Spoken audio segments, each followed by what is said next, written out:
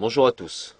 Dans ce nouveau tutoriel, nous allons voir comment changer assez facilement la couleur des yeux. Alors, nous allons nous servir que d'outils relativement basiques et simples disponibles dans Photoshop, qui sont en l'occurrence l'outil pinceau et le mode masque, qui demeurent très utiles pour effectuer des sélections.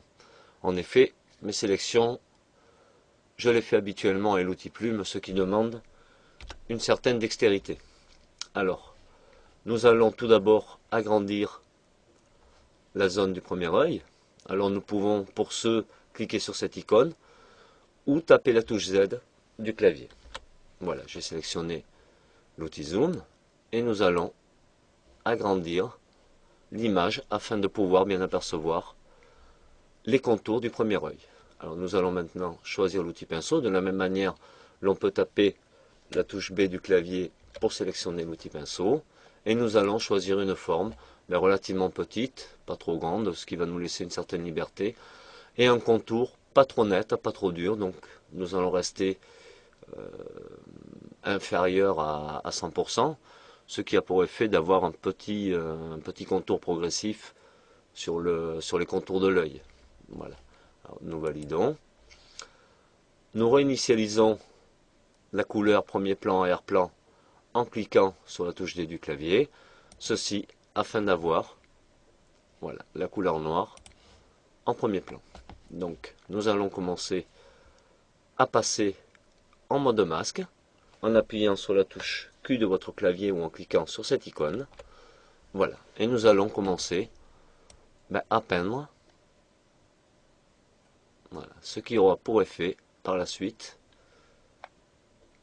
de nous créer une sélection. Voilà. Alors on peut également changer la couleur suivant la nature de l'image.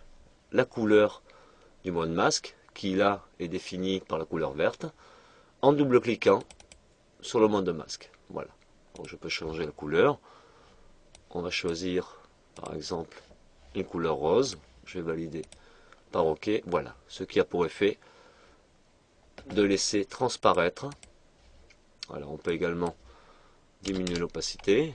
Ce qui a pour effet de laisser transparaître les contours. Alors je vais peut-être affiner un peu ces contours en permutant la couleur blanche en premier plan, toujours à l'outil pinceau, ce qui va avoir pour effet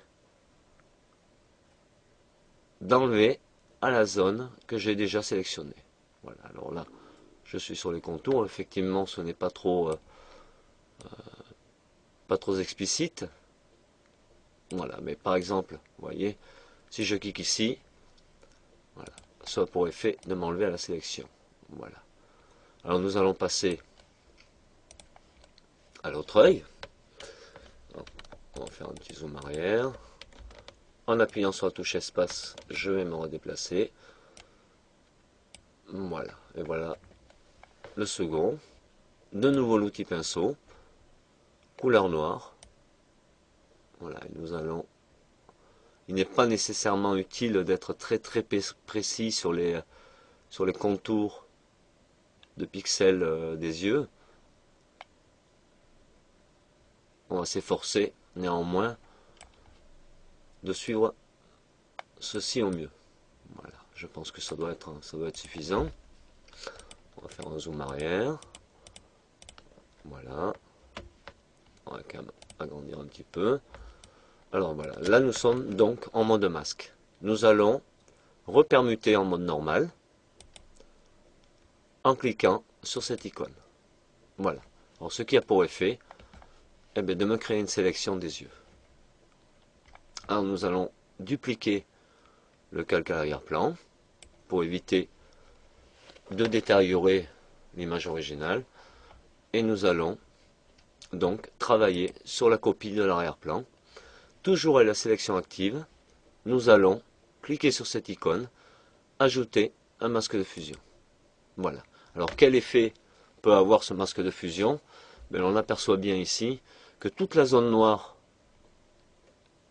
figurant ici va masquer toute la partie de mon image. Et les deux petits points blancs que l'on a ici, ce sont bien la sélection des yeux, laissera apparaître rien que les yeux. Alors pour s'en assurer. Voilà, on voit bien que ces deux petites zones blanches laissent transparaître le fond de mon image. Et tout ce qui est en noir, ben, me le masque en voyant la transparence qui est caractérisée par ces petits carreaux à damier gris et blanc.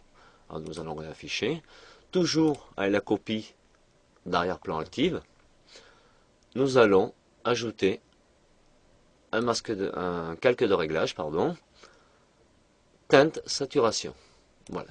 Alors voici un calque de réglage. Alors nous allons valider par OK pour une bonne raison, c'est que nous allons devoir associer ce calque au calque précédent pour que ces effets ne puissent être effectifs et actifs qu'au calque précédent qui se trouve juste en dessous. Alors pour ce faire, il y a plusieurs manières, soit par les touches raccourcies CTRL-G, soit en se mettant entre les deux calques et en appuyant sur la touche Alt du clavier et vous cliquez. Voilà, ce qui a pour effet de, par exemple, nous l'avons ici, là, j'ai l'option annuler le masque de crêtage, évidemment, parce que je viens de le créer, nous allons cliquer, voilà, calque, créer un masque de crêtage, ce qui a pour la même fonction que ceci. Voilà, la touche Alt du clavier, enfoncé, CTRL-G également, et CTRL majuscule G pour annuler le masque de crêtage. Alors, donc, nous revenons, nous allons rouvrir notre calque de réglage, et nous allons cliquer sur redéfinir. Alors voilà, on aperçoit bien voilà, que la couleur des yeux change, et nous allons valider par OK. Alors tout simplement, je vais annuler mon masque d'écrêtage et nous allons voir que, voilà, tout le réglage s'effectue sur tous les calques se trouvant en dessous.